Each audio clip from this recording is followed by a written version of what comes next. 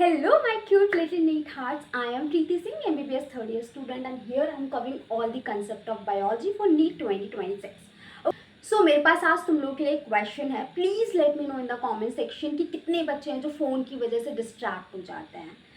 पता है, जब मैं कोटा में थी ना अपने एक अटेम्प्ट के लिए, तो मैं फ़ोन से डिस्ट्रैक्ट होती थी. आई थिंक हर एक बच्चा होता है इस जनरेशन में. तो मैं क्या करती थी, अपना फ़ोन सुबह वार्डन को दे देती थी और रात को उनसे लेके आती थी. मतलब मैं तो ऑफलाइन कोचिंग ले रही थी, तो मुझे फ़ोन की इतनी ज़रूरत भी नहीं थी. पर अब क्या है कि बच्चे ऑनलाइन कोचिंग्स ले रहे हैं, तो उन्हें फ़ोन से ही पढ़ना होता है. बहुत से ऐसे बच्चे जो शायद फ़ोन से ही पढ़ते हैं पूरा. तो यार तुम लोगों को अगर किसी भी ऐप से डिस्ट्रैक्शन होता है, जैसे इंस्टाग्राम, फेसबुक, व्हाट्सएप, सब डिलीट कर दो. मैंने भी करे थे अपने टाइम में, ठीक है. क्योंकि तुमको पता है ये जो टाइम है ये सिर्फ तुम लोगों को पढ़ाई के लिए ही डिवोट करना है. कोई और डिस्ट्रैक्शन अगर रोज़ तुम्हारा 5 से 6 घंटे ले जा रहा है, तो तुम हो सकता है कि तुम्हारे अंदर बहुत सारा पोटेंशियल हो किसी भी एग्ज़ाम को क्रैक करने के लिए, बट कुछ डिस्ट्रैक्शंस ऐसे हैं तुम्हारी लाइफ में जो तुम्हें तुम्हारा पूरा पोटेंशियल यूज़ नहीं करने दे रहे हैं. तो फिर सारी चीज़ें ख़राब हो जाती हैं, ठीक है, और बहुत रिग्रेट भी होता है. तो इसलिए अपने फ़ोन से सारे ऐप्स डिलीट कर दो. डिस्ट्रैक्शंस से बचने के लिए जो कर सकते हो वो करो, और तुम कर लोगे भाई. सारे ऐप्स डिलीट कर दो, अपना फ़ोन अपने पेरेंट्स को दे दो. सिर्फ उसी टाइम के ले लो जब तुम क्लासेस अटेंड कर रहे हो या पढ़ रहे हो, ठीक है. जब तुम्हें फ़ोन से नहीं पढ़ना है तो तब उस टाइम के लिए तुम अपने फ़ोन या तो अपने पेरेंट्स को दे दो या किसी को भी दे दो, ठीक है. जब क्लासेस लेनी है, टेस्ट देने हैं, कुछ भी करना है, जब फ़ोन का तुम्हें यूज़ करना है प्रोडक्टिव चीज़ों के लिए, तभी करो, ठीक है. With this let's start today's lecture. आज हम डिस्कस करेंगे ह्यूमन सर्कुलेटरी सिस्टम. फाइन.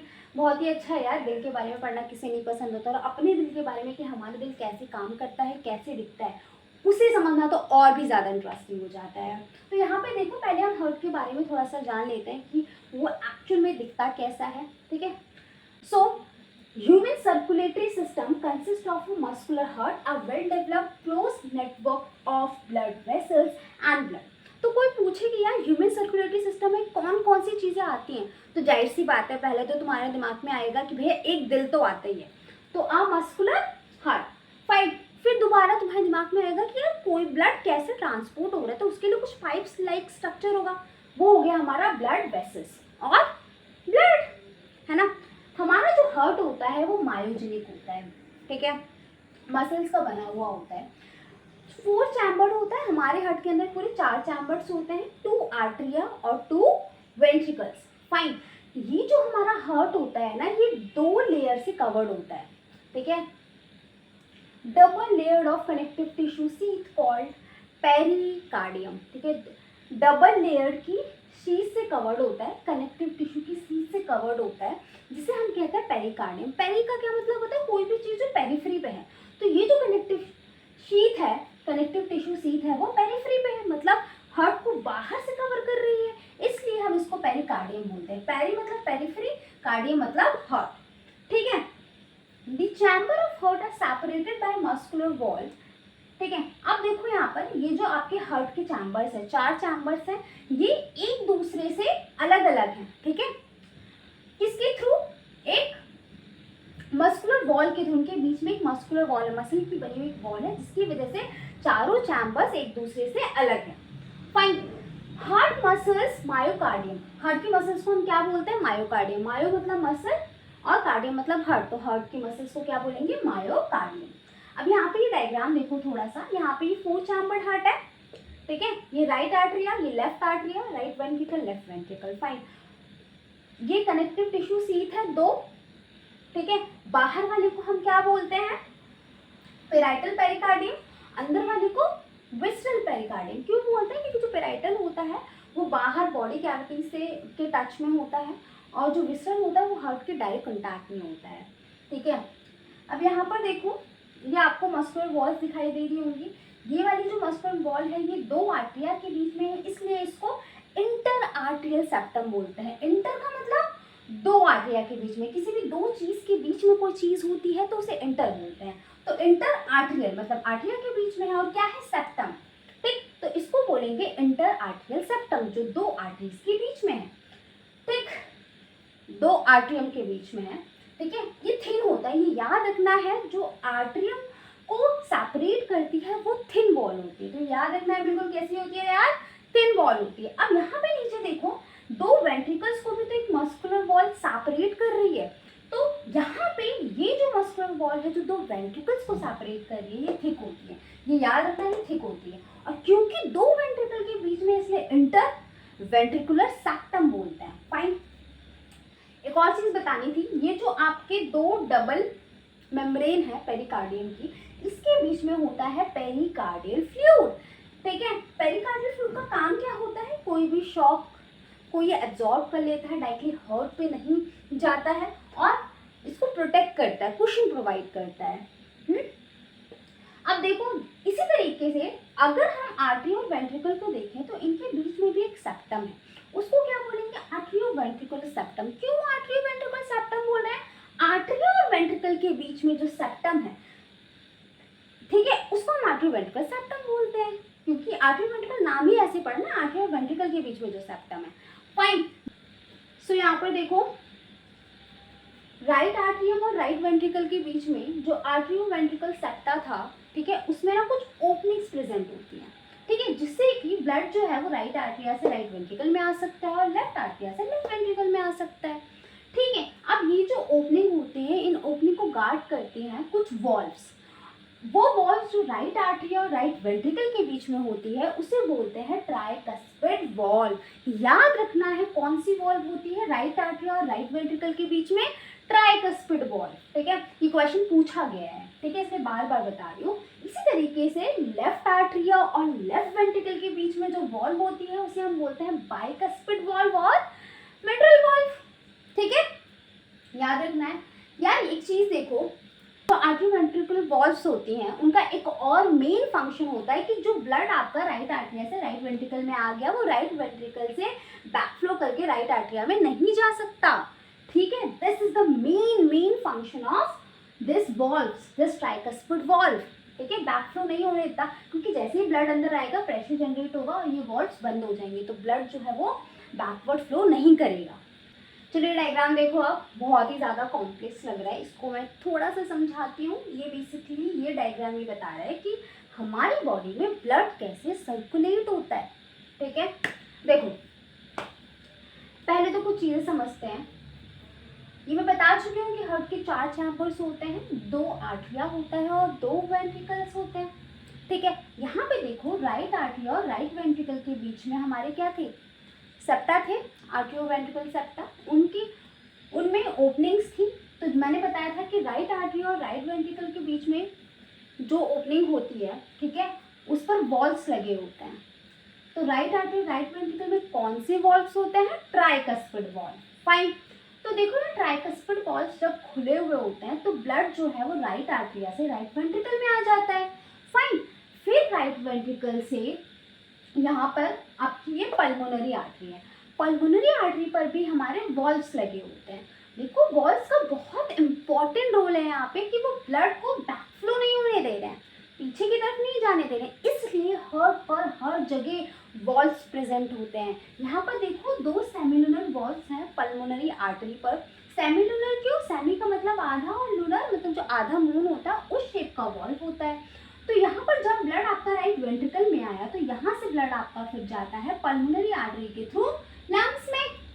ठीक है, पल्मोनरी आर्टरी कौन सा ब्लड कैरी कर रही है, डीऑक्सीजनेटेड ब्लड। ये याद रखना, ये पूछा जाता है। ठीक है, ये पल्मोनरी आर्टरी कौन सा ब्लड कैरी कर रही होती है, डीऑक्सीजनेटेड ब्लड। अब ये डीऑक्सीजनेटेड ब्लड हमारा जाएगा लंग्स के पास, लंग्स उसको प्यूरिफाई करेगा, फिर वो प्यूरिफाइड ब्लड या ऑक्सीजनेटेड ब्लड आपका पल्मोनरी वेन के थ्रू आएगा लेफ्ट आर्टरिया में, लेफ्ट आर्टरिया से वो लेफ्ट वेंट्रिकल में जाएगा। यहाँ पर भी देखो मैंने बताया था लेफ्ट आर्टरिया और लेफ्ट वेंट्रिकल के बीच में कौन सा वॉल्व होता है, बाइकस्पिड और मिट्रल वॉल्व।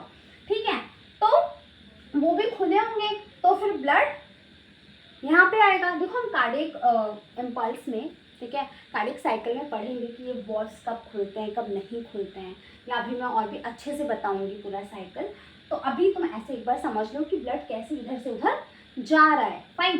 तो देखो फिर आपका आया राइट वेंट्रिकल में, राइट वेंट्रिकल से अब ये ऑक्सीजनेटेड ब्लड कौन लेगा, आउटा।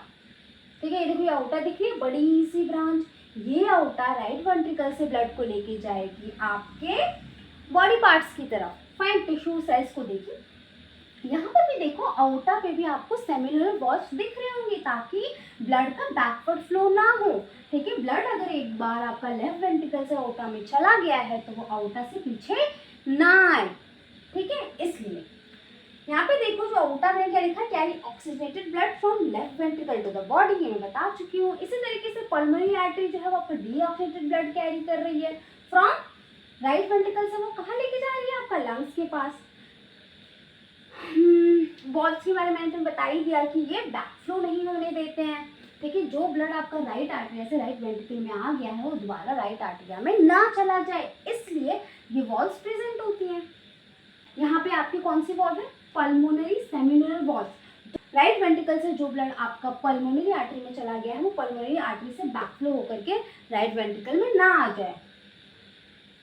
ठीक है, so let's see cardiac impulse in heart. ठीक है, हमने पढ़ा था कि हार्ट जो होता है वो कार्डियक मसल्स का बना हुआ होता है ना। हार्ट के पास अपनी स्पेशलाइज्ड मसल्स होती हैं। Few specialised cardiac musculature called nodal tissue are also distributed in patches all over the heart. तो यहाँ पे देखिए कार्डियक मस्कुलेचर का क्या मतलब है, ये क्या होती हैं, इनवॉलेंट्री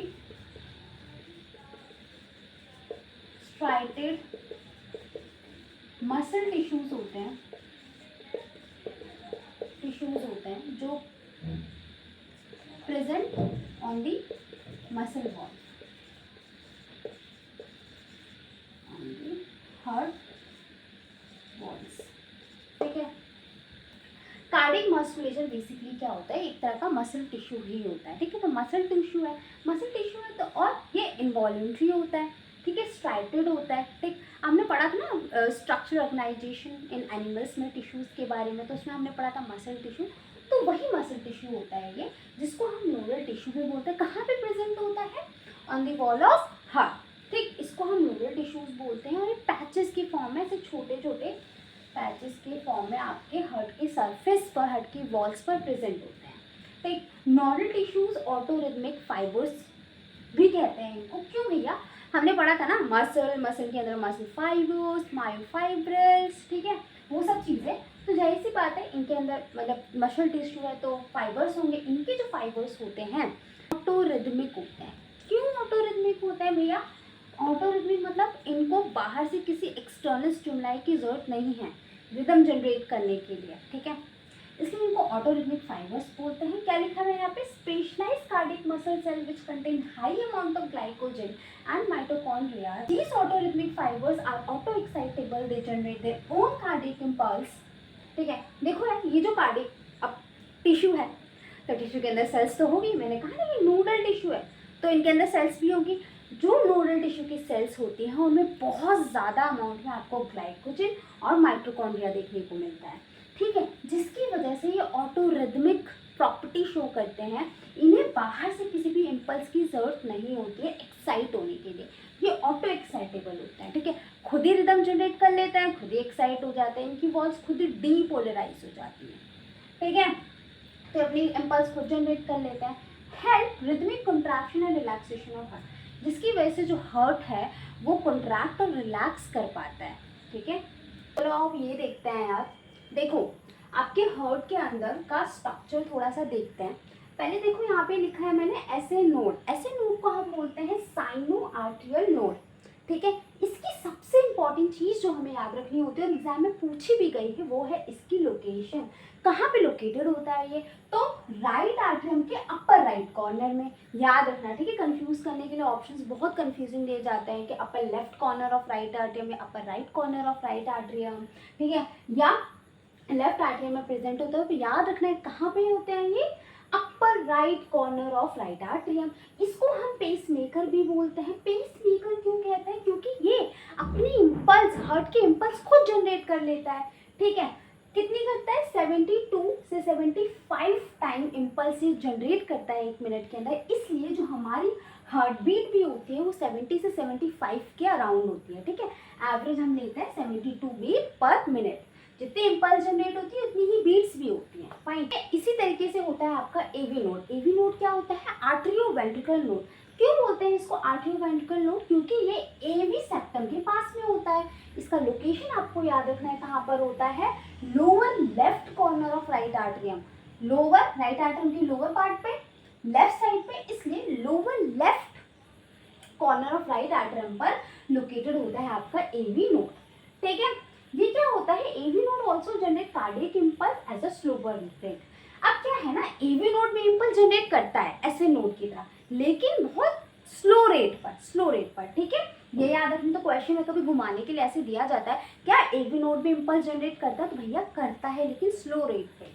ठीक, AV node delay the impulse coming from the SA node so that the left atrium finish the contraction. अब होता क्या है, देखो यार, जब ये दोनों राइट आर्टरियम और लेफ्ट आर्टरियम कॉन्ट्रैक्ट करेंगे तभी तो यहाँ से डीऑक्सीजेटेड ब्लड आपका राइट वेंट्रिकल में आएगा और यहाँ से ऑक्सीजन ब्लड आपका लेफ्ट वेंट्रिकल में आएगा।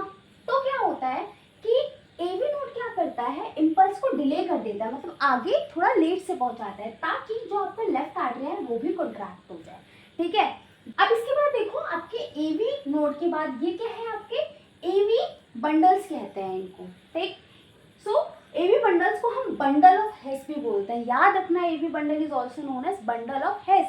ठीक, arises from AV node and give out branches in the inner ventricle wall called right and left AV branches। यहाँ पे देखो, ये आपका जो AV बंडल है, ठीक है, ये क्या करता है, दो ब्रांचेस देता है। कहाँ पे देता है, ये कौन सी वॉल है आपकी, इनर वॉल ऑफ वेंट्रिकल। ठीक, तो यहाँ पे दो ब्रांचेस देता है, राइट AV ब्रांच और left AV branch, right atrioventricular branch और लेफ्ट आर्टियोवेंट्रिकल ब्रांच। ठीक, फिर ये दोनों ब्रांचेस एपेक्स ऑफ वेंट्रिकल पे जाकर के डिवाइड हो जाती हैं। ठीक, और ब्रांचेस बनाती हैं जिनको हम कहते हैं पुर्किंजी फाइबर, जो पूरे वेंट्रिकल को कवर कर लेता है। क्यों पूरे वेंट्रिकल को कवर कर लेता है, ताकि इंपल्स पूरे वेंट्रिकल तक पहुंच सके और पूरा वेंट्रिकल आपका कॉन्ट्रैक्ट हो सके। फाइन, सो इसके आगे देखो, पुर्किंजी फाइबर्स हमने देखा था कहाँ पे लोकेटेड होता है, located in the wall of both the ventricles. ठीक है, देखो कल मैंने तुमको मैंने बताया था कि ये आपका हार्ट होता है, ये एपेक्स है। ठीक है, यहाँ पे मतलब आपके चार चैम्बर्स है, अगर हम सिमेट्रिक डायग्राम बनाएं तो यहाँ पर कहीं आपका एवी नोड था और यहाँ से एवी बंडल आ रहे थे, फिर ये दो में डिवाइड हो गए थे, right and left AV branches. फिर at the apex of ventricle से ये वॉल ऑफ वेंट्रिकल पे ये जो फाइबर्स जा रहे थे, इन्हीं को हम कहते हैं पुर्किंजी फाइबर। फाइन, अब देखो यार, यहाँ पे AV node takes responsibility of conduction of impulse during SA node damage till the SA node surgery doesn't occur. ठीक है, कभी कभी मान लो किसी बंदे का एसे नोड डैमेज हो गया, ठीक है, अब वो सर्जरी करवाने के लिए गया, ठीक है, तो जब तक ऐसे नोड की सर्जरी नहीं हो जाती तब तक जो है एवी नोड रिस्पॉन्सिबिलिटी लेता है इम्पल्स कंडक्शन की, क्योंकि हमने ये बात पढ़ी थी कि एवी नोड भी इम्पल्स जनरेट कर सकता है लेकिन at a slower rate. Fine, अब हम डिस्कस करेंगे कार्डियक साइकिल। कार्डियक साइकिल का टाइम बहुत इंपॉर्टेंट है, ये याद रखना है, 0.8 सेकेंड। सोचो ना, इतने से टाइम में जो आपका ब्लड है वो पूरी बॉडी में सर्कुलेट हो जाता है थ्रू हार्ट। ठीक है, it just 0.8 second, double circulation इसी टाइम में हो जाता है ना। हार्ट में ब्लड आया, हार्ट से ब्लड चला गया बॉडी पार्ट्स में। देखो 3 फेजेस में होता है, पहला जॉइंट डायस्टॉल, दूसरा आर्टियल सिस्टोल और तीसरा वेंट्रिकुलर सिस्टोल। सो पहले हम देखते हैं जॉइंट डायस्टॉल। जॉइंट डायस्टॉल का क्या मतलब है कि जो सारे चैम्बर्स है यहाँ हार्ट के, ये रिलैक्स स्टेट में होंगे, सब मस्त आराम कर रहे होते हैं। फाइन, और ये वाला जो फेज होता है वो होता है 0.4 सेकेंड का। ये याद रखना है, जॉइंट डायस्टॉल कितना होता है यार, 0.4 सेकेंड। फाइन, इस स्टेट में both artery and ventricles are at relax state, दोनों ही आपके आर्टरी और दोनों ही वेंट्रिकल मस्त सो रहे हैं, मतलब रिलैक्स स्टेट में। Fine, artery filling occur by vena cava and pulmonary vein. देखो मैंने तुम्हें बताया था, जब मैं बता रही थी कि ब्लड कैसे सर्कुलेट कर रहा है हार्ट में, तो मैंने बताया था कि जो यहाँ पे वेना कावा है वो बॉडी से डीऑक्सीडेटेड ब्लड लेके आती है राइट आर्टरियम में, और यहाँ से यहाँ पे लंग्स होता है, लंग्स से पल्मोनरी वेन लेके आती है ऑक्सीडेटेड ब्लड आपका लेफ्ट आर्टरिया में। फाइन, तो क्या हो रहा है, during the state of joint diastole आपकी राइट आर्टरिया में आपके वेना कावा से ब्लड आ रहा है और लेफ्ट आर्टरिया में आपकी लंग से ऑक्सीजनेटेड ब्लड आ रहा है। Fine, the tricuspid and bicuspid valve which is AV valve are open, hence blood flow from arteria to ventricle। एक और चीज जो हो रही है during the joint diastole phase, वो क्या हो रहा है यार, यहाँ पे देखो मैंने बताया था कि यहाँ पे आपके वॉल्व्स होते हैं, राइट आर्टरिया और राइट वेंट्रिकल के बीच में आपके ट्राइकस्पिड वॉल्स होते हैं और लेफ्ट आर्टरिया और लेफ्ट वेंट्रिकल के बीच में आपके बाइकस्पिड वॉल्स होते हैं। तो जॉइंट डायस्टोल की स्टेट में क्या होता है कि जो वॉल्स होती है खुली हुई होती है, खुली हुई होती है, तो जो ब्लड वेना कावा से राइट आर्टरी में आया वो राइट वेंट्रिकल में भी आ जाता है, जो ब्लड आपके पल्मोनरी वेन से लेफ्ट आर्टरिया में आया वो लेफ्ट वेंट्रिकल में आ जाता है। फाइन, एक चीज आपको याद रखी, लेकिन यहाँ पर कितनी फीलिंग होती है, सिर्फ 70% फीलिंग जो है वो हो जाती है जॉइंट डायस्टोल में, मतलब जो वेंट्रिकल है वो 70% फिल हो जाता है, विच इज अबाउट 2/3 हो जाता है। अब वो जो 1/3 है वो कैसे फिल होगा वो हम आगे देखते हैं ड्यूरिंग आर्टरियल सिस्टोल। अब क्या होता है, arterial systole, atria contracted and contributed to 30% filling of ventricle. जाहिर सी बात है, जब एसिड नोड इम्पल्स जनरेट करेगा, ठीक है, तो दोनों आर्टरिया कंट्रैक्ट करेंगे। अब दोनों आर्टरिया कंट्रैक्ट करेंगे तो वेंट्रिकल में और फिलिंग होगी ना। अब वेंट्रिकल में जो बची हुई 30% फीलिंग है वो किस फेज में होती है, आर्टरियल सिस्टोल। आर्टरियल सिस्टोल का मतलब कंट्रैक्शन, जब आर्टरिया दोनों आपके आर्टरिया कंट्रैक्ट करते हैं तो 30% बची हुई वेंट्रिकल की फीलिंग हो जाती है। कितने सेकंड का होता है आपका आर्टरियल सिस्टोल, याद रखना है 0.1 सेकेंड, ठीक है। ये तो हो गया हमारा joint diastole and arterial systole. Third phase हम देखते हैं वेंट्रिकुलर सिस्टोल। अब जब वेंट्रिकल सिस्टोल करेगा तो क्या होगा, पहले तो याद रखना है वेंट्रिकल सिस्टोल जो होता है ये 0.3 सेकेंड का होता है, ये 0.4 सेकेंड, ये 0.1 सेकेंड, 0.5 सेकेंड हो गया, 0.8 में से बचा कितना, 0.3 सेकेंड में क्या हो रहा है, वेंट्रिकुलर सिस्टोल। इसमें क्या होता है, the ventricle contract at the apex and causes closure of AV wall. ठीक, अब देखो बहुत इजी चीज है, एसिड नोड से इम्पल्स आएगी एवी नोड के पास, एवी नोड से एवी बंडल से right and left AV branches में जाएगी, फिर यहाँ एपेक्स पे आएगी, एपेक्स से पुरकिंजी फाइबर, ठीक, फिर वेंट्रिकल कंट्रैक्ट करना शुरू करेगा। वेंट्रिकल कंट्रैक्ट करेगा तो यहाँ पे प्रेशर बनेगा, ठीक है, वेंट्रिकल से, जिस प्रेशर की वजह से ट्राइकस्पिड एंड बाइकस्पिड वॉल्व बंद हो जाएंगे। The ventricle further contract fully and create high ventricle pressure।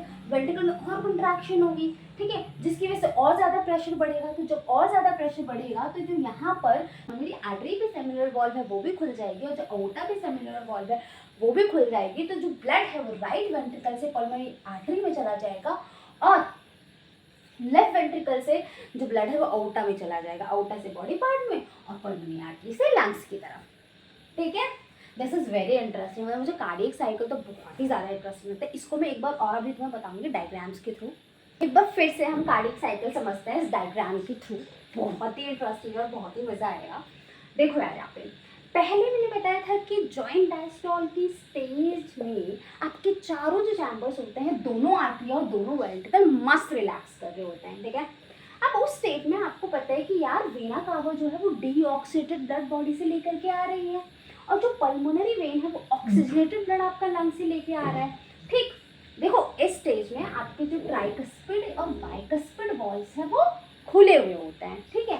तो ब्लड क्या करता है, यहाँ पे वेना कावा से राइट आर्टरियम में आता है, पल्मोनरी वेन से आपका लेफ्ट आर्टरियम में आ रहा है, ठीक है। तो इसी स्टेज में क्या होता है, 70% वेंट्रिकुलर फिलिंग हो जाती है। कैसे, जो ब्लड है वेना कावा से वो राइट आर्टरियम में आएगा और ट्राइकस्पिड वॉल्व खुले हुए हैं तो राइट वेंट्रिकल में भी चला जाएगा। इसी तरीके से यहाँ पर बाइकस्पिड वॉल्व्स खुले हुए हैं तो जो ब्लड पल्मोनरी वेन से आपके लेफ्ट आर्टरिया में आएगा वो लेफ्ट वेंट्रिकल में चला जाएगा। तो ये क्वेश्चन पूछा जाता है कि जब जॉइंट डायस्टोल की स्टेज होती है जो कि 0.4 सेकेंड के लिए होता है, उसमें 70% वेंट्रिकुलर फिलिंग हो चुकी होती है, ठीक है। ये चीजें याद रखनी है। इस स्टेज में, जॉइंट डायस्टोल की स्टेज में, चारों चैम्बर रिलैक्स स्टेट में होते हैं। फाइन, अब क्या होता है, जैसे ही एसिड नोड इम्पल्स जनरेट करती है, मैंने बताया था ना एसिड नोड कहाँ पे लोकेटेड होती है, right upper corner of right atrium में। अब ये इम्पल्स जनरेट करेगी, जब ये इम्पल्स जनरेट करेगी तो ये जो दोनों आर्टरिया है ये ऐसे कॉन्ट्रैक्ट करेंगे। अब दोनों आर्टरिया जब कॉन्ट्रैक्ट करेंगे तो क्या होगा, 30% वेंट्रिकल फिलिंग हो जाएगी। जो 30% बची थी ना वो वेंट्रिकल फिलिंग कब होती है, आर्टरियल सिस्टोल की कंडीशन में, जब का आर्टरिया जो होता है दोनों जब कॉन्ट्रैक्ट करता है, ठीक है। अब इसके बाद क्या होगा, अब बची हुई 30% वेंट्रिकल फिलिंग हो गई, यहीं पे इम्पल्स भी साथ साथ कंडक्ट हो रही है। एसिड नोड से, यहाँ पे मान लो एसिड नोड था तो एसिड नोड से यहाँ पे इंटरनोडल फाइबर होते हैं जिससे जो इम्पल्स है वो एवी नोड के पास आती है। एवी नोड के बाद हमने देखा था एवी होते हैं, एवी बंडल जो होते हैं वो right and left AV branches में डिवाइड हो जाते हैं। तो यहाँ पे इम्पल्स जब एसिड नोड से एवी नोड के पास आएगी, ठीक है, एवी नोड से एवी बंडल के पास जाएगी जो कि बंडल ऑफ हिस भी जिसे हम कहते हैं, फिर राइट एंड लेफ्ट ब्रांचेस में जाकर के पूरे वेंट्रिकल मस्कुलेचर है, पूरे वेंट्रिकल में ऐसे यहाँ पुरकिंजी फाइबर्स के थ्रू इम्पल्स ट्रांसमिट हो जाती है, जिससे कि आपका वेंट्रिकल कंट्रैक्शन शुरू होता है। जब इम्पल्स यहाँ पे वेंट्रिकल के एपेक्स पे आकर के दोनों वेंट्रिकल की वॉल पे चली जाएगी, तो ये जो वेंट्रिकल है ये कंट्रैक्ट करेगा। जब ये वेंट्रिकल कंट्रैक्ट करेगा उसकी वजह से, ठीक है, जब वेंट्रिकल कंट्रैक्ट करेगा तो जो ब्लड है वेंट्रिकल में वो पीछे की तरफ जाएगा, जिससे कि ट्राइकस्पिड एंड बाइकस्पिड वॉल्व बंद हो जाएंगे। और जब ट्राइकस्पिड एंड बाइकस्पिड वॉल्व बंद हो जाते हैं तो पहली हार्ट साउंड प्रोड्यूस होती है जिसे हम कहते हैं लब, कहते हैं धक धक। तो जो पहला धक होता है उसको हम लब कहते हैं, ठीक है। ठीक, अब क्या होगा, ये तो हो गया हमारा वेंट्रिकल कंट्रैक्शन फर्स्ट, जिसमें आपका ट्राइकस्पिड और बाइकस्पिड वॉल्व बंद हो गया, फाइन। अब क्या होगा, वेंट्रिकल और थोड़ा कॉन्ट्रैक्ट करेंगे। जब वो और थोड़ा कॉन्ट्रैक्ट करेंगे तो यहाँ पर जो पल्मोनरी आर्टरी पर सेमिनल वॉल्व थे और जो अओर्टा पे सेमिनल वॉल्व थे वो खुल जाएंगे, जिससे कि जो ब्लड था आपका राइट वेंट्रिकल में वो चला जाएगा पल्मोनरी आर्टरी के थ्रू आपका लंग्स में प्यूरिफाई होने के लिए, और जो ब्लड आपका लेफ्ट वेंट्रिकल में था वो अओर्टा के थ्रू चला जाएगा बॉडी में, फाइन। ठीक, तो वेंट्रिकल कंट्रैक्शन सेकंड से क्या हुआ, आपके सेमिनल वॉल्व्स खुल गए, जिससे कि इजेक्शन ऑफ ब्लड हुआ। अब क्या होगा, देखा होगा वेंट्रिकल प्रेशर धीरे धीरे कम होगा। जब वेंट्रिकल प्रेशर कम होगा तो उस टाइम पर आपका जो सेमिनल वॉल्व था वो फिर से बंद हो जाएगा। क्यों, ताकि जो ब्लड है वो फिर से पल्मोनरी आर्टरी से आपका राइट वेंट्रिकल में ना आ जाए, अओर्टा से आपके लेफ्ट वेंट्रिकल में ना आ जाए, मतलब बैकफ्लो ऑफ ब्लड ना हो पाए, इस वजह से सेमिनल वॉल्व बंद हो जाता है। फिर थोड़ा और प्रेशर कम होता है, जिससे कि जो ये ट्राइकस्पिड एंड बाइकस्पिड वॉल्व है उस टाइम पर खुल जाते हैं। क्यों, क्योंकि ऊपर से भी तो ब्लड आ ही रहा है ना, यहाँ पे वीना कावा आपके ब्लड लेके आ रही है ना राइट आर्टरियम में, आपका पल्मोनरी वेन लेफ्ट आर्टरियम में ब्लड लेके आ रही है ना, जिसकी वजह से प्रेशर तो बन ही रहा है। तो ये दोनों ट्राइकस्पिड एंड बाइकस्पिड वॉल्व खुल जाते हैं और फिर से कंडीशन आ जाती है जॉइंट डायस्टोल की, जहाँ पे चारों चैम्बर रिलैक्स स्टेट में होते हैं, ठीक है। एक और चीज़ याद रखना, जब यहाँ पे सेमिनल वॉल्व बंद हुए थे, जब प्रेशर वेंट्रिकल का घटा था, तो उस टाइम पे सेकंड साउंड प्रोड्यूस हुई थी। सेकंड साउंड ऑफ हार्ट को हम क्या बोलते हैं बच्चा, डब, ठीक है।